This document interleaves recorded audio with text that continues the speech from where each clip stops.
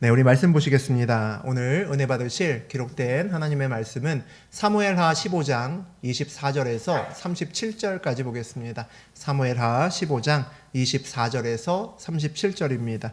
구약성서 488페이지에 있습니다. 저하고 여러분이 한 절씩 교독하겠습니다. 제가 먼저 24절 봉독하겠습니다. 보라, 사독과 그와 함께한 모든 레위 사람도 하나님의 언약궤를 메우다가 하나님의 궤를 내려놓고 아비아달도 올라와서 모든 백성이 성에서 나오기를 기다리도다. 왕이 사독에게 이르되, 보라, 하나님의 궤를 성읍으로 도로 메어 가라. 만일 내가 여호와 앞에서 은혜를 입으면 도로 나를 인도하사 내게 그 궤와 그 계신대를 보이시리라. 그러나 그가 이와 같이 말씀하시기를 내가 너를 기뻐하지 아니한다 하시면 종이 여기 있사오니 선히 여기시는 대로 내게 행하시옵소서 하리라. 왕이 또 제사장 사독에게 이르되, 내가 선견자가 아니냐? 너는 너희의 두 아들 곧 내 아들 아히마아스와 아비아달의 아들 요나단을 데리고 평안히 성읍으로 돌아가라. 너희에게서 내게 알리는 소식이 올 때까지 내가 광야 나루터에서 기다리리라 하니라. 사독과 아비아달이 하나님의 궤를 예루살렘으로 도로 메어다 놓고 거기 머물러 있으리라. 다윗이 감람 산길로 올라갈 때에 그의 머리를 그가 가리고 맨발로 울며 가고 그와 함께 가는 모든 백성들도 각각 자기의 머리를 가리고 울며 올라가니라. 어떤 사람이 다윗에게 알리되 압살롬과 함께 모반한 자들 가운데 아비도벨이 있나이다 하니 다윗이 이르되, 여호와여 원하옵건대 아히도벨의 모략을 어리석게 하옵소서 하니라. 다윗이 하나님을 경배하는 마루턱에 이를 때에 아렉 사람 후세가 옷을 찢고 흙을 머리에 덮어쓰고 다윗을 맞으러 온지라. 다윗이 그에게 이르되, 내가 만일 나와 함께 나아가면 내게 누를 끼치리라. 그러나 내가 만일 성읍으로 돌아가서 압살롬에게 말하기를 왕이여 내가 왕의 종이니이다. 전에는 내가 왕의 아버지의 종이었더니 이제는 내가 왕의 종이니이다 하면 내가 나를 위하여 아히도벨의 모략을 패하게 하리라. 사독과 아비아달 두 제사장이 너와 함께 거기 있지 아니하냐? 내가 왕의 왕 중에서 무엇을 듣든지 사독과 아비아달 두 제사장에게 알리라. 그들의 두 아들 곧 사독의 아히마아스와 아비아달의 요나단이 그들과 함께 거기 있나니 너희가 듣는 모든 것을 그들 편에 내게 소식을 알릴지니라 하는지라. 다윗의 그 친구 후세가 곧 성읍으로 들어가고 압살롬과 예루살렘으로 들어갔더라. 하나님 말씀입니다. 아멘. 네, 우리 함께 사무엘하 15장 24절에서 37절이죠. 우리 제일 뒤에 마지막 부분까지 함께 읽었습니다. 오늘 그 내용 가지고 위기 앞에서 하나님 앞으로, 위기 앞에서 하나님 앞으로라는 제목으로 우리 함께 은혜 나누겠습니다. 다윗의 인생길에 있어서 이것보다 더 힘든 때가 있었을까? 라는 그런 위기와 어려움이 바로 이제 눈앞에 있습니다. 아들 압살롬이 반란을 일으켰죠. 상황 파악을 하러 보냈던 정탐꾼이 돌아와서 하는 말이 있습니다. 온 이스라엘의 마음이 압살롬에게로 갔습니다 라고 이야기를 합니다. 사형 선고죠. 이 모든 것이 이제 끝났다는 겁니다. 충격적인 말을 전해 듣죠. 그 말을 듣고 처음에 다윗의 반응은 두렵고 엄청나게 떨었습니다. 부하들에게 어서 일어나 도망가자. 어서 일어나 도망가자. 그러지 않으면 압살롬이 와서 우리를 한 사람도 남기지 않고 다 헤아리라. 이것이 다윗이 첫 번째 한 말이었습니다. 다윗의 인생길에서 이렇게 두렵게 떨면서 어쩔 줄 몰라 했던 다윗의 모습을 우리가 찾아본 적이 없을 정도로 놀랍게 떨고 있는 믿음의 아들이었던 다윗의 모습을 우리가 지난 시간에 봤습니다. 왜 다윗이 이렇게 떨었을까? 그렇게 골리앗 앞에서도 진짜 당당하게 나가서 내가 죽으면 죽으리다 나가서 싸웠던 그 다윗이 왜 이렇게 떨었을까? 그런 생각이 들죠. 아마도 그 떨게 되었던 가장 큰 이유는 이 모든 것이 자기의 죄 때문이다라는 것을 이 다윗이 알았기 때문이었을 것 같습니다.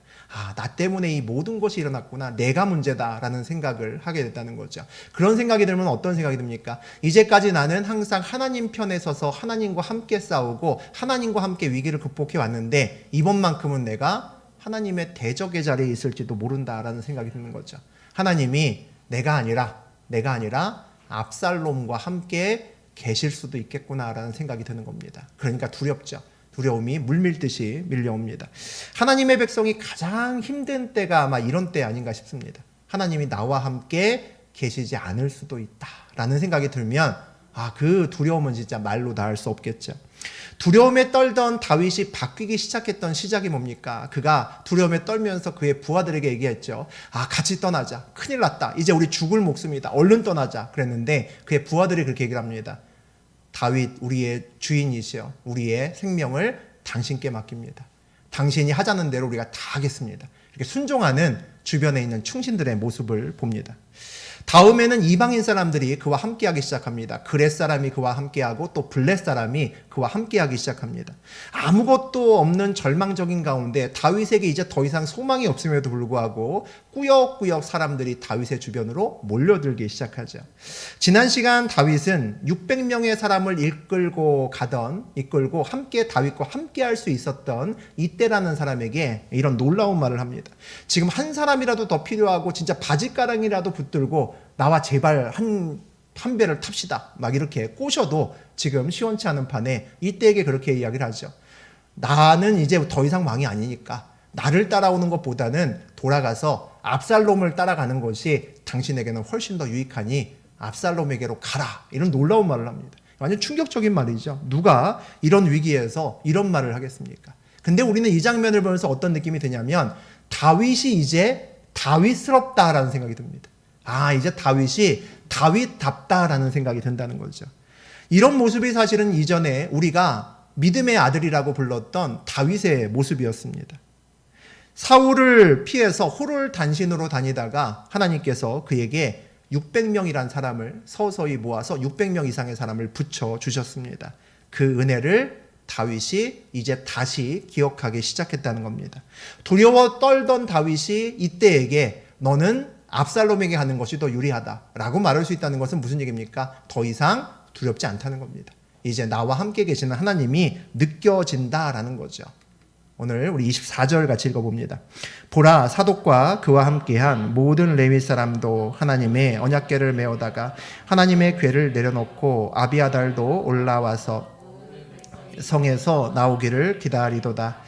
다윗이 예루살렘을 이제 떠나려고 그러죠. 그래서 제일 마지막 그 변방에서 예루살렘 변방에서 기드론 시내를 건너서 이제 광야로 나아가기 시작합니다. 이제 그 애증의 곳이죠. 예루살렘을 떠나서 이제 도망가는 이제 본격적인 길로 접어듭니다.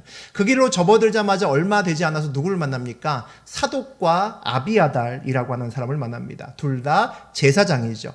그런데 그 제사장들이 이제 다윗의 편이니까 왔겠죠. 우리도 당신 따라가겠습니다. 그리고 또 온 겁니다. 그런데 그 사람들이 그냥 온 것이 아니라 뭐를 가지고 옵니까? 여호와의 궤를 메고 옵니다. 이 놀라운 일이죠. 여호와의 궤는 어찌 보면 우리나라 그 사극에서 보면 왜 가끔 옥새 갖고 난리가 납니다.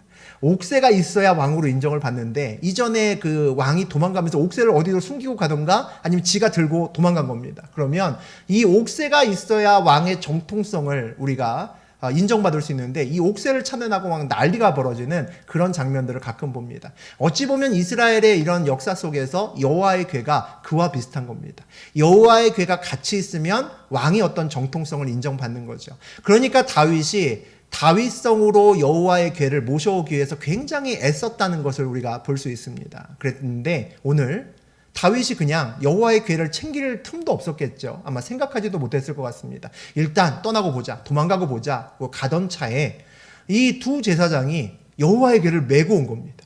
그럼 우리는 어떡할까요? 야, 기가 막히구나. 하나님이 날 도우시는구나. 야, 이렇게 복이 넝쿨째로 그냥 나에게 오는구나. 그런 생각을 할 겁니다. 우리가 도망가는 다윗 입장이라면 어찌 보면 제일 처음부터 이 여호와의 궤부터 가지고 갔어야 압살롬이 정상적으로 왕이 되는 그 과정을 막을 수가 있었던 거죠. 그러니까 이것은 진짜 하늘이 나를 돕는구나라고 생각할 수밖에 없는 상황입니다. 그런데 다윗이 또 엉뚱한 짓을 합니다. 25절, 26절 읽습니다. 왕이 사독에게 이르되 보라 하나님의 궤를 성읍으로 도로 메어 가라. 만일 내가 여호와의 앞에서 은혜를 입으면 도로 나를 인도하사 내게 그 궤와 그 계신 대로를 보이시리라. 그러나 그가 이와 같이 말씀하시기를 내가 너를 기뻐하지 아니한다 하시면 종이 여기 있사오니 선히 여기시는 대로 내게 행하시옵소서 하리라. 보통 사람들은 아무도 결정하지 않는 결정을 지난 시간에 이어서 다윗이 또 합니다. 하나님의 궤를 그냥 가지고 원래 있던 자리로, 원래 예루살렘으로 돌아가라고 합니다. 나는 그냥 간다는 거죠. 복이 굴러 들어왔는데, 덩굴째 굴러 들어왔는데 발로 차버리는 겁니다. 왜 그럴까요? 여호와의 궤가 있다고 왕이 되는 것이 아니요, 여호와의 궤가 있다고 승리하는 것이 아님을 알기 때문입니다. 다윗은 이 상황에서 여호와의 궤를 원래 있던 자리에 그냥 가져다 놓으라라고 이야기합니다. 굉장히 담대한 이야기죠. 놀라운 이야기입니다. 그렇게 이야기할 수 있는 원천적인 이유가 뭘까요? 다윗이 지금 하나님과 함께 있는 것이 느껴진다는 거죠. 내가 지금 하나님과 함께 있는 것이 느껴지는 겁니다. 그러니까 여호와의 궤가 중요하지 않은 겁니다. 내가 하나님과 함께 있는 것이 느껴지니까 여호와의 궤는 원래 있던 자리에 있는 것이 맞다라는 거죠. 압살롬에 쫓겨서 도망가고 있는 이 순간에도 하나님께서 나에게 사람을 붙이시고 또 어떻게 합니까? 나의 앞길을 지금도 열고 계신다는 것이 다윗의 눈에 보이기 시작하는 겁니다. 그러니까 담대해지는 거죠. 이때에게도 너 돌아가라고 하고 여호와의 궤를 메고 온 제사장들에게도 원래 있던 자리에 가져다 놔라. 이게 놀라운 말을 할 수 있는 겁니다. 우리에게도 마찬가지죠. 우리가 바라보고 있는 십자가, 우리가 들고 있는 성경책이 부족이 아닙니다. 그것이 물론 중요한 것이긴 하지만 십자가 목걸이를 걸고 우리 거실에 십자가의 글을 걸어 놓는다고 해서 우리 집이 평안한 것이 아니라는 거죠. 십자가의 복음이 내 복음이 돼야 우리 집안이 평안한 겁니다. 성경책을 내가 늘 들고 다니고 차에다가 성경책을 놓고 다닌다고 해서 내가 평안한 것이 아닙니다. 성경책에 들어있는 그 약속의 말씀이 내 약속이 돼야 되는 거죠.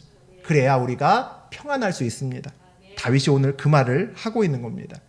만일 내가 여호와 앞에서 은혜를 입으면 도로 나를 인도하사 내게 그 궤와 그 계신 데를 보이시리라. 그러나 그가 이와 같이 말씀하시기를 내가 너를 기뻐하지 아니한다 하시면 종이 여기 있사오니 선이 여기시는 대로 내게 행하시옵소서 하리라. 이렇게 놀라운 얘기를 합니다.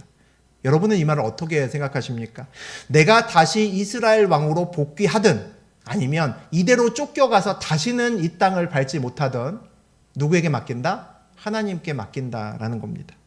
여기에는 굉장히 큰 전제가 하나 깔려 있습니다. 이 그냥 하는 말이 아니거든요. 굉장히 큰 전제가 하나 깔려 있는데 그게 뭐냐면 이 다윗과 함께한 모든 사람들은 어떻게 생각하고 있냐면 다윗이 옳고 압살롬은 틀려먹었다라고 생각합니다. 그러죠? 그러니까 다윗이 원래 정통적인 사람이고 압살롬은 반역자다라고 생각합니다. 그런데 지금 다윗이 이런 말을 하는 것은 어떤 말이냐면 정작 다윗은 그렇지 않을 수도 있다라고 얘기하는 겁니다. 내가 문제가 있고 압살롬이 옳을 수 있다라고 생각하는 거죠. 이거 굉장히 대단한 겁니다. 압살롬이 옳고 내가 틀릴 수 있다라고 지금 얘기하는 것 같습니다. 아마 이 이야기를 들으면 유명한 사람 하나가 떠오르지 않을까 싶습니다. 제가 이 이야기를 묵상하면서 다니엘의 세 친구가 떠오르더라고요. 우리 다 아시는 내용이지만 다니엘 3장 17절 18절 같이 한번 읽어보죠. 왕이여 우리가 섬기는 하나님이 계시다면 우리를 맹렬히 타는 풀무불 가운데에서 능히 건져내시겠고 왕의 손에서도 건져내시리이다. 그렇게 하지 아니하실지라도 왕이여 우리가 왕의 신들을 섬기지도 아니하고 왕이 세우신 금신상에게 절하지도 아니할 줄을 아옵소서. 세 친구가 하나님께 절하지 않는다는 이유로 금신상에게 절하지 않는다는 이유로 풀무불에 들어갈 위기, 그러니까 목숨을 잃을 위기에 있습니다. 그 앞에서 이제 왕 앞에서 그렇게 고백하는 겁니다. 하나님께서는 우리를 충분히 살리실 수 있고 그럴 수 있다고 또 그러실 것이라 우리는 믿지만 그럼에도 불구하고 그리하지 아니하실지라도 난 괜찮습니다. 이렇게 얘기를 합니다. 우리가 이 믿음의 고백들을 하는 것을 보면 머리로는 이해가 됩니다. 그렇지. 저렇게 사실 살아야 되는데. 근데 사실 우리 마음은 그렇게 되지 않습니다. 참 어렵죠. 우리가 기도하면서 그리 아니하실지라도 이런 말을 하고 싶어 하지 않습니다. 그거는 안 되고 일단 무조건 내가 기도하는 이 제목을 하나님 반드시 이거는 이루어 주셔야 됩니다. 로 끝나는 경우가 너무 많습니다. 무조건 하나님께서 나를 이 위기에서 건져주실 것을 내가 믿습니다. 라고 끝내는 우리의 기도가 훨씬 더 많다는 거죠. 다니엘의 세 친구처럼 그리 아니하실지라도 라고 고백하면서 기도를 하든가 또 다윗처럼 내가 너를 기뻐하지 아니한다고 하시면 그만두겠습니다. 라고 기도하는 것은 정말 쉬운 일이 아닙니다. 하나님을 정말 신뢰한다는 거죠. 우리도 기도하면서 내가 하나님을 정말 신뢰합니다. 하나님 믿습니다라고 기도를 많이 합니다. 그런데 하나님을 신뢰합니다라는 그 말 속에는 내가 틀리고 나의 대적이 오를 수도 있습니다라는 가능성을 열어두는 겁니다. 참 어려운 일이죠. 내가 틀리고 압살롬이 맞을 수 있습니다라고 하나님 앞에 서는 겁니다. 이것이 안 되면, 우리 신앙생활에서 이것이 안 되면 결정적인 순간에 순종하기 어려운 때가 올 수도 있습니다. 하나님께 내가 진짜 크게 쓰임받고 싶다라는 생각이 있으면 내 마음속에 이 다윗의 마음을, 또 다니엘의 세 친구의 마음을 품을 수 있어야 됩니다. 사실 원래 이랬던 다윗이기 때문에 자기를 죽이려고 했던 사울도 2번이나 살려줄 수 있었습니다. 또 지난 시간에 누구라도 100% 이때를 잡았어야 됐는데, 나와 함께 합시다, 내가 큰 자리 주겠습니다 했어야 됐는데, 이때에게도 그냥 압살롬에게 돌아가는 것이 너에게도 좋을 수 있다라고 이야기할 수 있다는 거죠. 오늘은 또 여호와의 궤를 메고 온 제사장들에게 원래 있던 자리로 가져다 놔라라고 이야기할 수도 있습니다. 내가 무언가 쉽지 않은 판단의 순간에 내가 들 수 있었던 걸 오히려 놔버리는 거죠. 그럼 뭐가 보입니까? 하나님의 길이 명확하게 보입니다. 굉장히 중요한 믿음의 원리입니다. 내가 무언가 결정하기 어렵고 이거 어떻게 하지라고 할 때 내가 무언가를 자꾸 붙들기 시작하면 판단이 서질 않습니다. 그런데 그 상황에서 내가 붙들 수 있었던 것마저도 놔버리면 이상하게 내가 걸어갈 길이 굉장히 명확하게 보입니다. 이게 믿음의 원리에서 우리가 모든 것을 결정할 때 가장 내가 정말 중요한 순간이다. 이 순간에 내가 진짜 결정 잘해야 된다라는 그 순간임을 내가 느낀다면 이 원리대로 하면 내가 걸어갈 길이 굉장히 명확하게 보입니다. 다윗이 이제 원래의 모습을 찾고 있다라는 거죠. 다윗이 원래의 모습으로 돌아가고 있습니다. 우리 27절과 27절에서 29절까지 읽습니다. 왕이 또 제사장 사독에게 이르되 내가 선견자가 아니냐? 너희의 2 아들 곧 내 아들 아히마아스와 아히아달의 아들 요나단을 데리고 평안히 성읍으로 돌아가라. 너희에게서 내게 알리는 소식이 올 때까지 내가 광야 나루터에서 기다리리라 하니라. 사독과 아비아달이 궤를 예루살렘으로 도로 메어다 놓고 거기 머물러 있으니라. 사독에게 그렇게 이야기를 하죠. 제사장에게 당신은 하나님의 선견자 아닙니까? 당신도 앞일을 보고 당신도 하나님의 음성을 듣는 자 아닙니까? 라고 얘기를 합니다. 그래서 하나님께서 당신에게 무엇인가 얘기하고 무엇인가 들은 것이 있거든 나에게 알려달라는 겁니다. 내가 너희들에게, 이 제사장들에게 어떤 소식이 올 때까지, 확신이 있는 하나님의 다음 소식이죠. 하나님의 어떤 명령이나 다른 것이 올 때까지 내가 이 광야의 나루터에서 기다리겠다는 겁니다. 다윗은 굉장히 중요한 결정을 할 때마다 굉장히 수동적으로 바뀝니다. 이게 다윗의 특성 중에 하나입니다. 우리는 보통 별 중요하지 않은 결정은 내가 다른 사람에게도 맡길 수 있습니다. 야, 그거 네 알아서 해, 괜찮아, 이렇게 얘기를 하다가 정말 중요한 결정이면 내가 거기에 적극적으로 100% 개입해서 반드시 내가 결정을 하려고 합니다. 그런데 믿음으로는 반대라는 거죠. 쉬운 결정은 내가 하더라도 굉장히 중요한 결정은 놔버립니다. 다윗이 직접 결정하지 않고 굉장히 수동적으로 바뀐다는 거죠. 사울을 2번이나, 자기를 죽이려고 했던 사울을 2번이나 살려주면서 사울을 죽이겠다고 외쳤던 부하가 있었습니다. 아비새가 있었는데 그 아비새에게 다윗이 하는 말이 있습니다. 사무엘상 26장 9절과 10절 보겠습니다.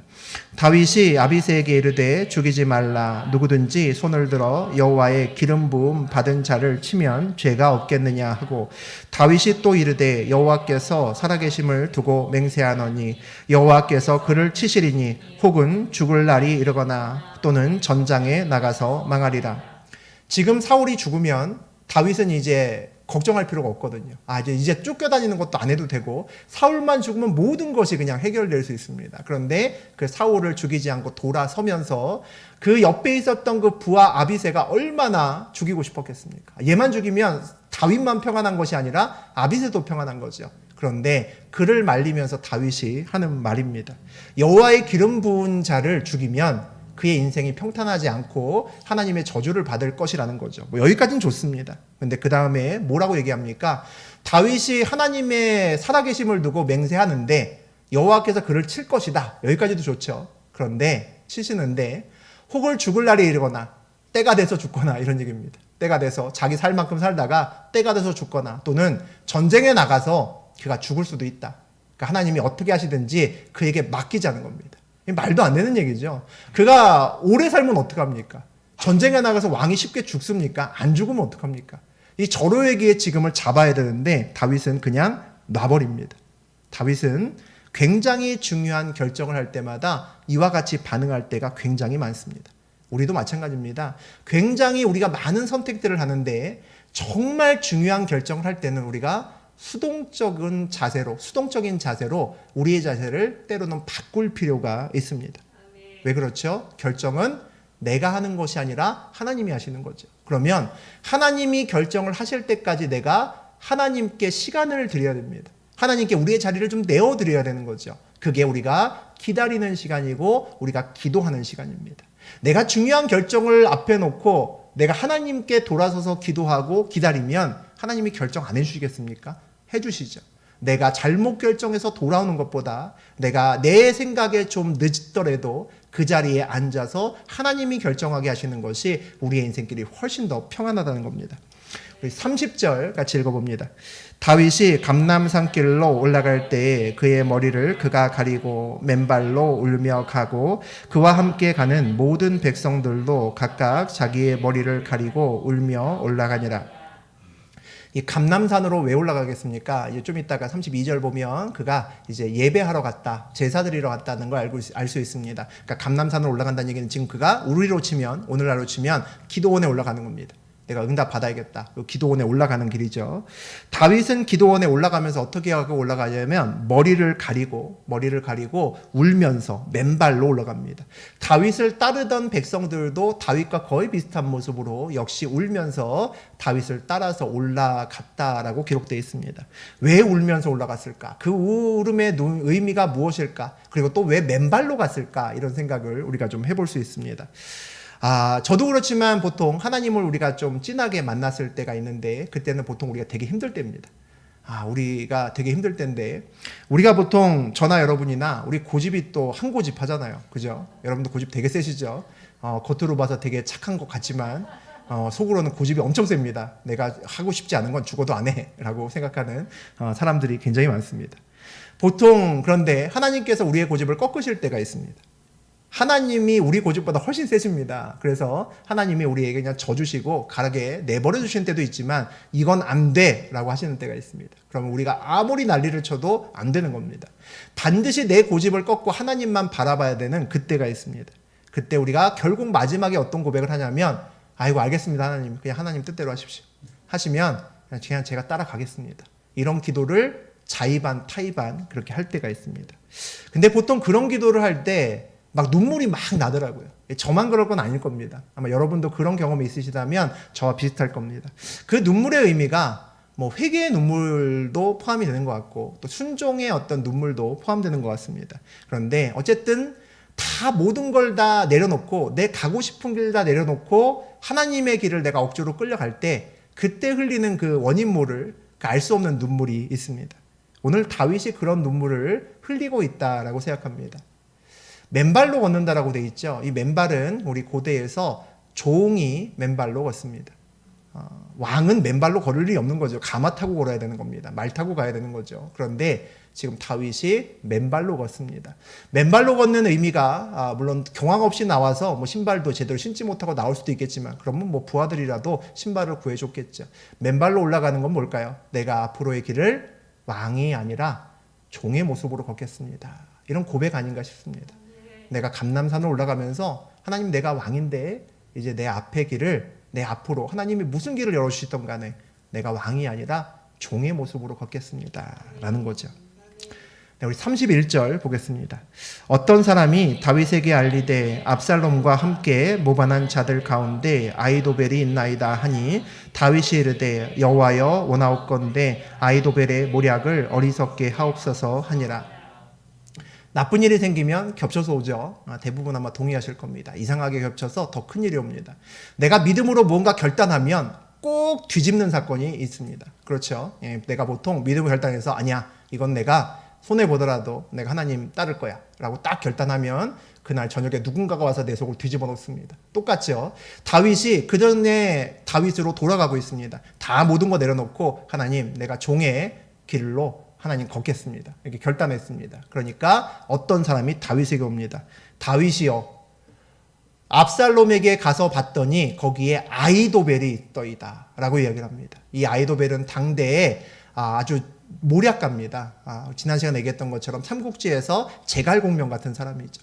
이 제갈공명 같은 그런 똑똑하고 상황 판단 엄청 빠르고 막 그 엄청난 지식과 지혜를 갖고 있는 사람이 압살롬과 같이 있다. 이런 얘기는 무슨 얘기입니까? 이제 끝났다는 겁니다. 세상적으로 아무리 봐도 이제 마지막 하나 남은 세상적인 어떤 가능성, 신라 같은 가능성 하나 붙들고 있었는데 이게 다 끝났다는 겁니다.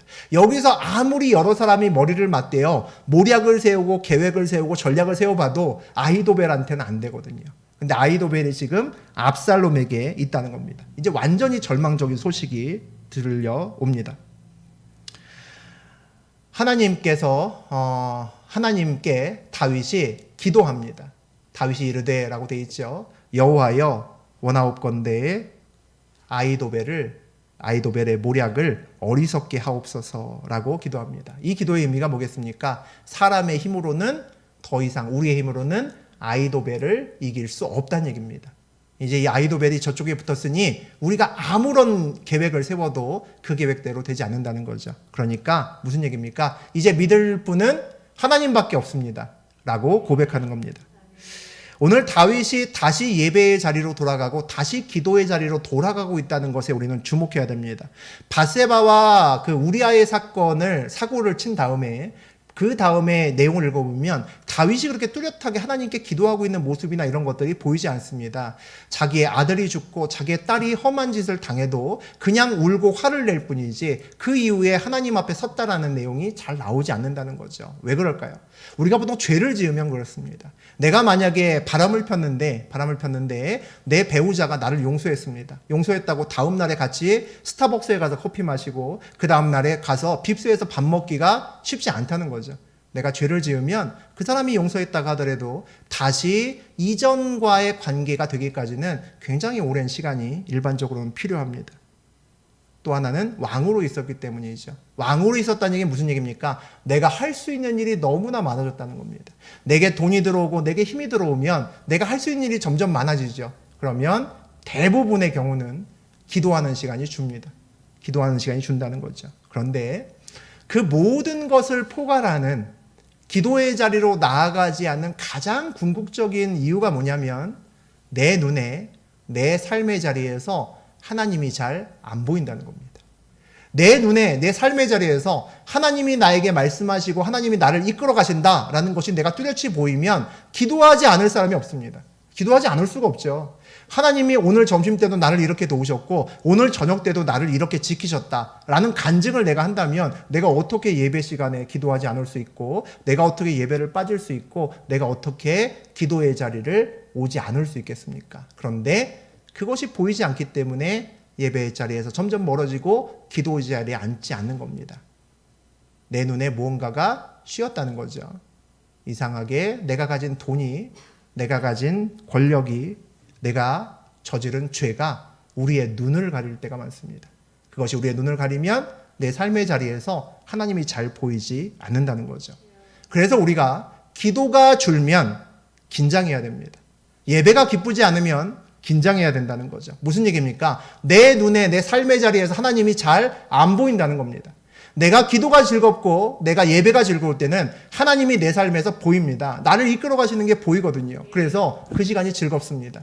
근데 내가 예배가 별로 기쁘지 않고 기도하는 자리가 별로 지루하게 느껴진다면 하나님이 내 삶에서 잘 보이지 않는다는 겁니다. 다시 말하면 무언가 내 눈을 가리고 있다는 거죠. 그러니까 위기가 됩니다. 32절에서 34절까지 봅니다. 다윗이 하나님을 경배하는 마루턱에 이를 때 아랫사람 후세가 옷을 찢고 흙을 머리에 덮어쓰고 다윗을 맞으러 온지라. 다윗이 그에게 이르되 내가 만일 나와 함께 나아가면 내게 누를 끼치리라. 그러나 내가 만일 성읍으로 돌아가서 왕이여 내가 왕의 종이니이다. 전에는 내가 왕의 아버지의 종이었더니 이제는 내가 왕의 종이니이다 하면 내가 나를 위하여 모략을 패하게 하리라. 방금 전에 우리 다윗이 이제 모든 것 다 내려놓고 감람산으로 올라갑니다. 예배드리러 올라갈 때 비보를 하나 더 듣죠. 아이도벨이 세상의 왕의 반대편에 섰습니다 라고 하는 아주 슬픈 소식을 듣습니다. 그러고 난 다음에 다윗이 기도했죠. 하나님, 그의 모략을 좀 멸할 수 있도록 하나님 좀 힘써 주십시오. 하나님 날 좀 도와주십시오. 날 좀 살려주십시오 라고 기도합니다. 그러고 나서 그의 발걸음을 멈추지 않고 계속해서 감람산을 올라가서 기도원으로 이제 올라갑니다. 다윗이 기도원의 정문에 도착했을 그 무렵에 그 타이밍에 기가 막히게 한 사람을 만납니다.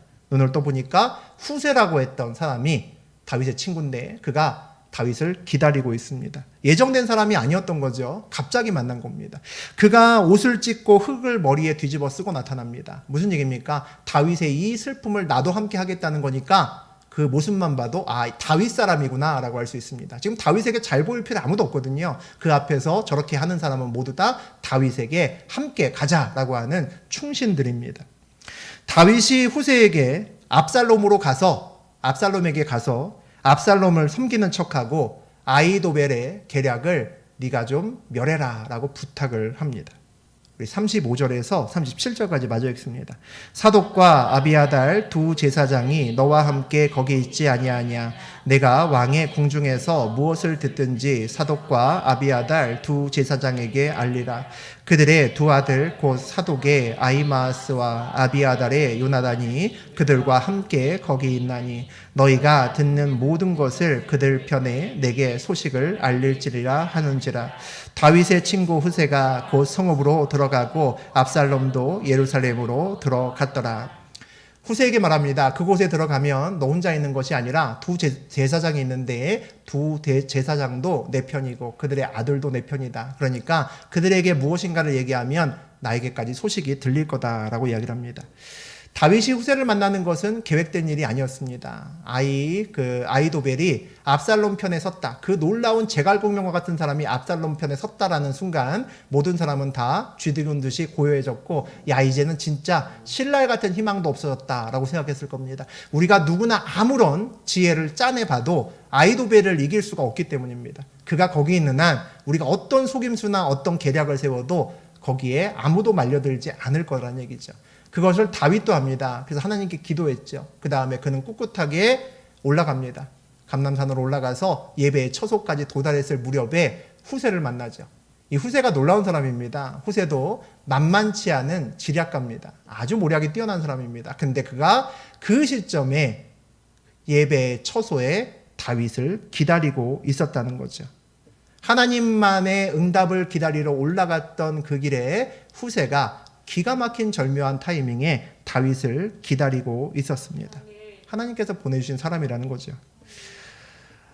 이 1000년 후에 다윗이 지금 기도하러 가고 있는데 내 모든 것을 하나님께 맡깁니다라고 기도하고 있죠. 이 1000년 후에 이 감람산이 어떤 산이냐면 예수님께서 겟세마네 기도를 했던 곳입니다. 그 기도가 뭔지 아시죠? 우리가 되게 싫어하는 기도입니다.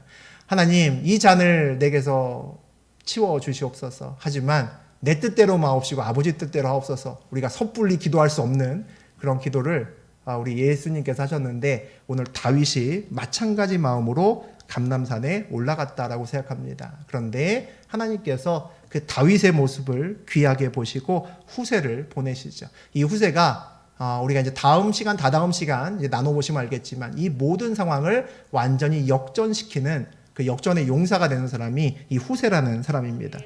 이 모든 이야기를 쭉 읽고 보면 하나님이 진짜 기가 막힌 타이밍에 다윗에게 후세를 만나게 하셨구나라는 것을 우리가 알 수 있습니다. 하나님의 응답은 항상 정확하고 항상 타이밍이 아주 기가 막히다는 거죠. 그리고 그를 만나는 순간 하나님이 보내신 사람이다라는 것을 느낄 수밖에 없는 그런 상황으로 몰아가십니다. 하나님의 사인은 굉장히 분명하기 때문이죠. 우리가 길을 걷다가 이 길이 내가 맞을까? 이 길이 내가 가는 것이 맞을까? 아닐까? 그런 의심이 들 때가 많이 있습니다. 내가 혹시 자격도 되지 않는데 이 길을 맞다고 생각하고 내 욕심으로 꾸역꾸역 걸어가는 것이 아닐까? 그냥 그런 생각이 들 때가 있습니다. 심각하게 정말 내가 어떤 기로에 서서 어떤 나의 앞길에 대해서 회의도 들고 고민이 된다면 모든 상황을 좀 주님께 한번은 맡겨볼 필요가 있습니다.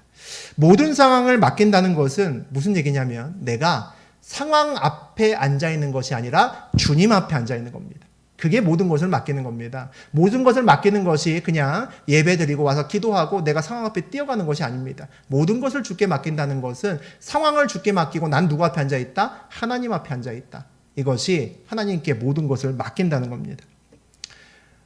목회가 내 길이 맞나? 정말 심각하게 고민된다면 저도 그럴 때가 있었는데 내가 믿는 모든 것들을 내려놓고 하나님과 1대1 상황을 만들 필요가 있습니다. 남들이 다 안 된다고 하는 개척교회를 하는 것도 그 방법 중에 하나라고 생각합니다. 개척하니까 하나님과 나하고의 시간이 많아지더라고요. 성도도 별로 없으니까 지금이야 꽤 많이 모였지만 처음에는 별로 없었죠. 성도도 별로 없으니까 할 일도 별로 없고 하나님과 씨름하는 시간이 점점 늘어갑니다. 그런데 하나님과 씨름하다 보면 내가 붙든 것을 놓다 보면 내 길이 굉장히 명확하게 보입니다. 제가 아는 어떤 전도사가 자기가 이 길을 가는 것이 잘 모르겠다고, 내가 목회자로 정말 이제 하나님께서 콜링했는지 잘 모르겠다고 저에게 고민을 털어놓은 적이 있었습니다.